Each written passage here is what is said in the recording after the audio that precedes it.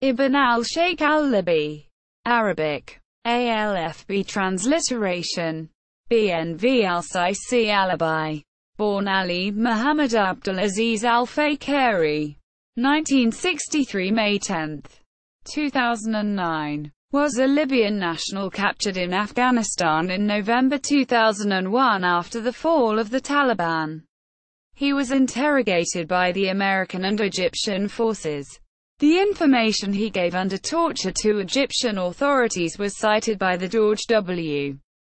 Bush administration in the months preceding its 2003 invasion of Iraq as evidence of a connection between Saddam Hussein and al-Qaeda. That information was frequently repeated by members of the Bush administration, although reports from both the Central Intelligence Agency (CIA) and the Defense Intelligence Agency (DIA) strongly questioned its credibility, suggesting that al-Libi was intentionally misleading interrogators. In 2006, the United States transferred al-Libi to Libya, where he was imprisoned by the government. He was reported to have tuberculosis. On May 19, 2009, the government reported that he had recently committed suicide in prison. Human Rights Watch, whose representatives had recently visited him, called for an investigation into the circumstances of his death. The New York Times reported that Ayman al-Zawahiri had asserted that Libya had tortured al-Libi to death. Training camp director. In Afghanistan, al-Libi led the al-Qaeda training camp, where Zacarias Moussaoui and Ahmed Ressam trained for attacks in the United States.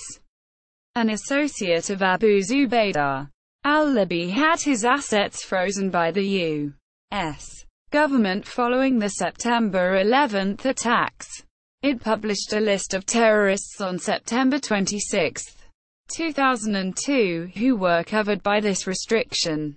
The Uyghur Turkestan Islamic Party's Islamic Turkestan magazine in its 5th edition published an obituary of its member Turgan ibn Umar al-Turkestani, speaking of his time training at the al-Qaeda training camp and his meeting with Ibn al-Shaykh al-Libi. The Uyghurs in Afghanistan fought against the American bombing and the Northern Alliance after the September 11, 2001 attacks. Ibn Umar died fighting against Americans at the Kalijangi prison riot. Al-Libi was captured by Pakistani officials in November 2001. As he attempted to flee Afghanistan following the collapse of the Taliban after the 2001 U.S. invasion of Afghanistan, and was transferred to the U.S. military in January 2002.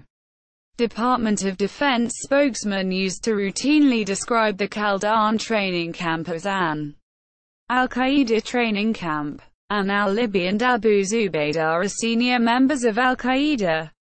But, during testimony at their combatant status review tribunals, several Guantanamo captives, including Zubaydah, described the Qaeda camp as having been run by a rival jihadist organization, one that did not support attacking civilians. Cooperation with the FBI. Al-Libi was turned over to the FBI and held at Bagram Air Base. When talking to the FBI interrogators Russell Fincher and Marty Mahon, he seemed genuinely friendly, and spoke chiefly in English, calling for a translator only when necessary.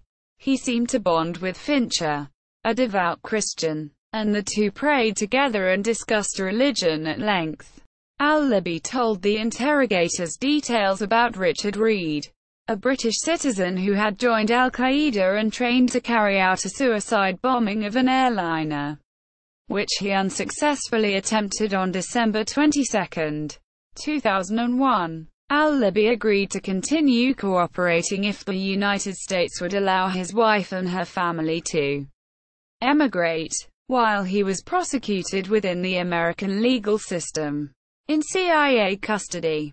The CIA asked President Bush for permission to take al-Libi into their own custody and rendition him to a foreign country for more tough guy questioning, and were granted permission. They simply came and took al-Libi away from the FBI. One CIA officer was heard telling their new prisoner that, "You know where you are going. Before you get there, I am going to find your mother and fuck her." In the second week of January 2002, al-Libi was flown to the USS Bataan in the northern Arabian Sea, a ship being used to hold 8 other notable prisoners, including John Walker Lind. He was subsequently transferred to Egyptian interrogators. Information provided. According to the Washington Post, under questioning, al-Libi provided the CIA with intelligence about an alleged plot to blow up the U.S. embassy in Yemen with a truck bomb and pointed officials in the direction of Abu Zubaydah, a top al-Qaeda leader known to have been involved in the Sept. 11 plot. On September 15, 2002, Time published an article that detailed the CIA interrogations of Omar al-Farouk. It said, on Sept. 9, according to a secret CIA summary of the interview, al-Farouk confessed that he was, in fact, al-Qaeda's senior representative in Southeast Asia. Then came an even more shocking confession. According to the CIA document, al-Farouk said 2 senior al-Qaeda officials, Abu Zubaydah and ibn al-Shaykh al-Libi, had ordered him to plan large-scale attacks against U.S. interests in Indonesia, Malaysia, the Philippines, Singapore, Thailand, Taiwan, Vietnam and Cambodia.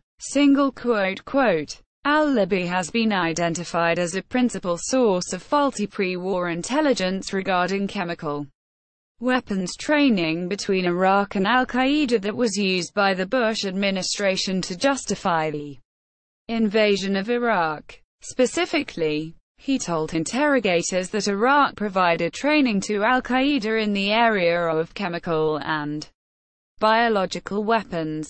In Cincinnati in October 2002, Bush informed the public, Iraq has trained al-Qaeda members in bomb-making and poisons and gases. Quote, this claim was repeated several times in the run-up to the war, including in then-Secretary of State Colin Powell's speech to the UN Security Council on February 5, 2003, which concluded with a long recitation of the information provided by al-Libi. Powell's speech was made less than a month after a then-classified CIA report concluded that the information provided by al-Libi was unreliable, and about a year after a DIA report concluded the same thing. Al-Libi recounted these claims in January 2004 after U.S. interrogators presented new evidence from other detainees that cast doubt on his claims. According to Newsweek, the DIA concluded in February 2002 that al-Libi deliberately misled interrogators in what the CIA called an attempt to exaggerate his importance.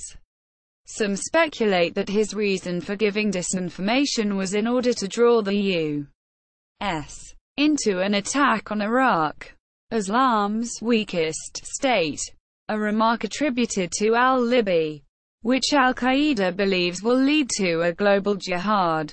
Others, including al-Libi himself, have insisted that he gave false information due to the use of torture, so-called enhanced interrogation techniques. An article published in the November 5, 2005 New York Times quoted 2 paragraphs of a Defense Intelligence Agency report, declassified upon request by Senator Carl Levin, that expressed doubts about the results of al-Libi's interrogation in February 2002. Al-Libi told the Foreign Intelligence Service that Iraq, acting on the request of al-Qaeda militant Abu Abdullah, who was Mohammed Atif's emissary, agreed to provide unspecified chemical or biological weapons training for two al-Qaeda associates. Beginning in December 2000, the two individuals departed for Iraq but did not return, so al-Libi was not in a position to know if any training had taken place. Quote, the September 2002 version of Iraqi support for terrorism stated that al-Libi said Iraq had provided chemical and biological weapons training for two al-Qaeda associates in 2000, but also stated that al-Libi did not know the results of the training. Quote, the 2006 Senate report on pre-war intelligence on Iraq stated that, although DIA coordinated on CIA's Iraqi support for terrorism paper, DIA analysis preceding that assessment was more skeptical of the al-Libi reporting. Quote, in July 2002, DIA assessed, it is plausible al-Qaeda attempted to obtain CB assistance from Iraq and Ibn al-Shaykh is sufficiently senior to have access to such sensitive information. However, Ibn al-Shaykh's information lacks details concerning the individual Iraqis involved, the specific CB materials associated with the assistance and the location where the alleged training occurred. The information is also second-hand, and not derived from Ibn al-Shaykh's personal experience. Quote, the Senate report also states, according to al-Libi, after his decision to fabricate information for debriefers, he lied about being a member of al-Qaeda. Although he considered himself close to, but not a member of, al-Qaeda, he knew enough about the senior members' organization and operations to claim to be a member. Single quote, quote, Senate reports on pre-war intelligence on Iraq. On September 8, 2006, the United States Senate Select Committee on Intelligence released Phase 2 of its report on pre-war intelligence on Iraq. Conclusion 3 of the report states the following. Post-war findings support the DIA February 2002 assessment that Ibn al-Shaykh al-Libi was likely intentionally misleading his debriefers when he said that Iraq provided two al-Qaeda associates with chemical and biological weapons (CBW) training in 2000. Post-war findings do not support the CIA's assessment that his reporting was credible. No post-war information has been found that indicates CBW training occurred in the detainee who provided the key pre-war reporting about this training recanted his claims after the war. CIA's January 2003 version of Iraqi support for terrorism described al-Libi's reporting for CBW training credible, but noted that the individuals who traveled to Iraq for CBW training had not returned. So al-Libi was not in position to know if the training had taken place. In January 2004, al-Libi recanted his allegations about CBW training and many of his other claims about Iraq's links to al-Qaeda. He told debriefers that, to the best of his knowledge, al-Qaeda never sent any individuals into Iraq for any kind of support in chemical or biological weapons. Al-Libi told debriefers that he fabricated information while in U.S. custody to receive better treatment and in response to threats of being transferred to a foreign intelligence service which he believed would torture him. He said that later, while he was being debriefed by a redacted foreign intelligence service, he fabricated more information in response to physical abuse and threats of torture. The Foreign Government Service denies using any pressure during al-Libi's interrogation. In February 2004, the CIA reissued the debriefing reports from al-Libi to note that he had recanted information. A CIA officer explained that while CIA believes al-Libi fabricated information, The CIA cannot determine whether, or what portions of, the original statements or the later recants are true or false. On June 11, 2008, Newsweek published an account of material from a previously undisclosed CIA report written in the summer of 2002. The article reported that on August 7, 2002, CIA analysts had drafted a high-level report that expressed serious doubts about the information flowing from al-Libi's interrogation. The information that al-Libi acknowledged being a member of al-Qaeda's executive council was not supported by other sources. According to al-Libi, in Egypt he was locked in a tiny box less than 20 inches high and held for 17 hours, and after being let out he was thrown to the floor and punched for 15 minutes. According to CIA operational cables, only then did he tell you his fabricated story about al-Qaeda members being dispatched to Iraq. Book. Inside the Jihad. In November 2006, a Moroccan using the pseudonym Omar Naziri, having infiltrated al-Qaeda in the 1990s, wrote the book, Inside the Jihad, My Life with Al-Qaeda, a Spy's Story. In the book, Naziri claims that al-Libi deliberately planted information to encourage the U.S. to invade Iraq. In an interview with BBC Two's Newsnight, Naziri said, "Libi needed the conflict in Iraq because months before I heard him telling us when a question was asked in the mosque after the prayer in the evening, where is the best country to fight the jihad?" Naziri said that Libi had identified Iraq as the weakest Muslim country.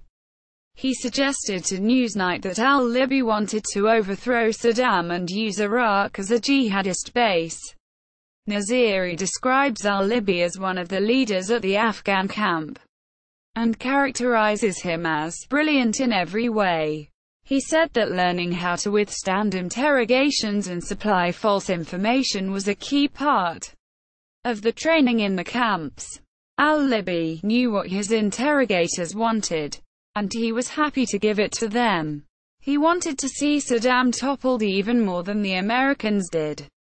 Quote, book. At the center of the storm.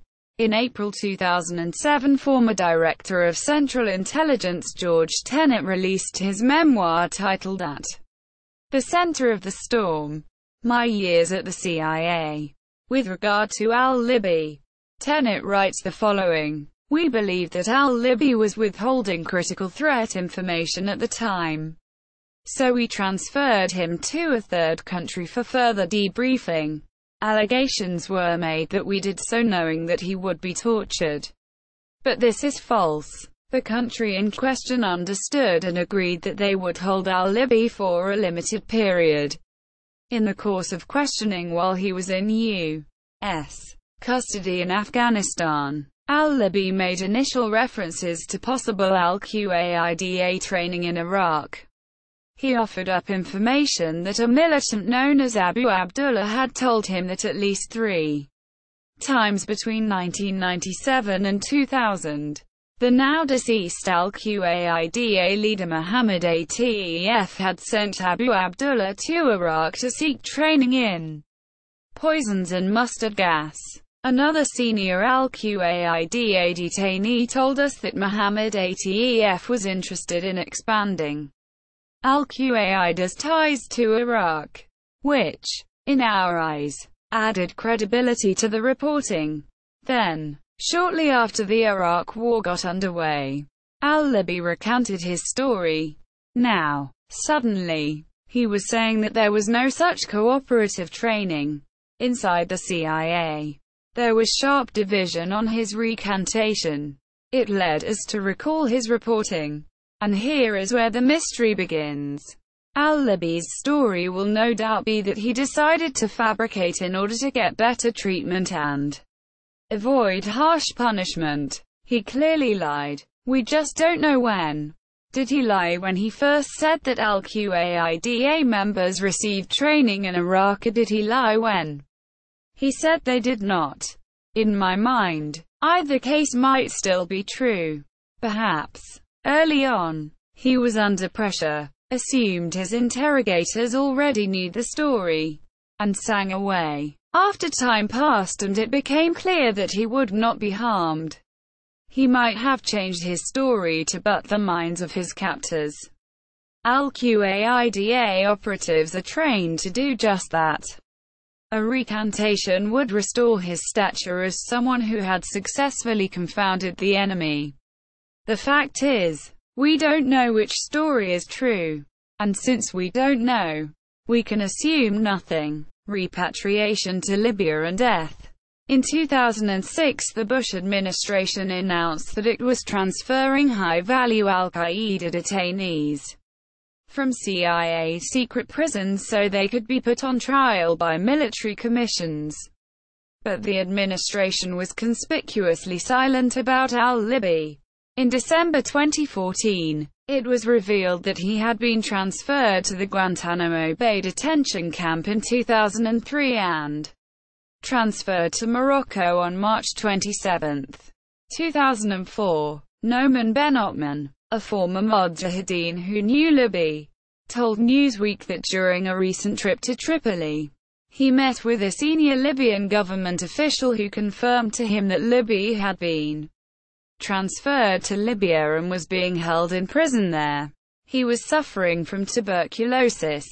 On May 10, 2009, the English-language edition of the Libyan newspaper An-Nahar reported that the government said that al-Libi had been repatriated to Libyan custody in 2006 and had recently committed suicide by hanging. It attributed the information to another newspaper. An-Nahar reported al-Libi's real name was Ali Mohamed Abdul Aziz al-Fakheri. It stated he was 46 years old and had been allowed visits with international human rights workers from Human Rights Watch. The story was widely reported by other media outlets. Al-Libi had been visited in April 2009 by a team from Human Rights Watch. His sudden death soon after this visit has led human rights organizations and Islamic groups to question whether it was truly a suicide. Clive Stafford-Smith, legal director of the UK branch of the human rights group Reprieve, said, "We are told that al-Libi committed suicide in his Libyan prison. If this is true, it would be because of his torture and abuse. If false, it may reflect a desire to silence one of the greatest embarrassments to the Bush administration." Havd al-Gwal, a Libya expert and director of communications at the Dubai campus of Harvard's Kennedy School of Government, commented, "This is a regime with a long history of killing people in jail and then claiming it was suicide. My guess is Libya has seen the winds of change in America and wanted to bury this man before international organizations start demanding access to him." Quote, on June 19, 2009, Andy Worthington published new information on al-Libi's death. Worthington gave a detailed timeline of al-Libi's last years. The head of the Washington office of Human Rights Watch said al-Libi was Exhibit A in hearings on the relationship between pre-Iraq war false intelligence and torture. Confirmation of al-Libi's location came 2 weeks prior to his death. An independent investigation of his death has been requested by Human Rights Watch. On October 4, 2009, the Reuters reported that Ayman al-Zawahiri, the head of al-Qaeda, had asserted that Libya had caused al-Libi's death through torture. See also: Black Site, Ghost Detainee, Extraordinary Rendition, Taxi to the Dark Side, and references. Schmidt, Eric Ekholm, January 6, 2002. U.S. captures a top trainer for al-Qaeda. The New York Times. Archived from the original on 16 October 2015.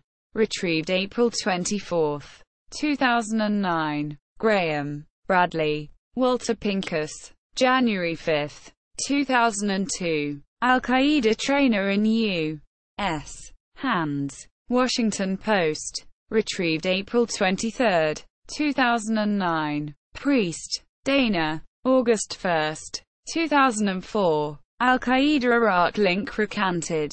Washington Post. p. A20. Retrieved April 23, 2009. Letter from DIA declassifying 2 paragraphs of DITSUM number 04402. October 26, 2005. Smoking gun on manipulation of Iraq intelligence. NY Times cites new document. Editor and publisher. November 5, 2005. Archived from the original. Subscription required. On May 19, 2009. Retrieved May 13, 2009. Jail. Douglas. November 5, 2005. Report warned Bush team about intelligence suspicions. New York Times. Retrieved May 13, 2009. Isikoff. Michael. Mark Hosenball. November 10, 2005. Al-Libi's Tall Tales. Newsweek. Archived from the original on November 26, 2005. Retrieved April 23, 2009. Kurt Nimmo. http. kurtnimmo.com. P=168 CIA Patsy spins fairy tale plot to assassinate Bush. Another Day in the Empire. December 23, 2005. Duncan Goddam. May 11, 2009. Al-Qaeda chief commits suicide in Libyan prison. Report says. The Daily Telegraph. Archived from the original on May 26, 2009.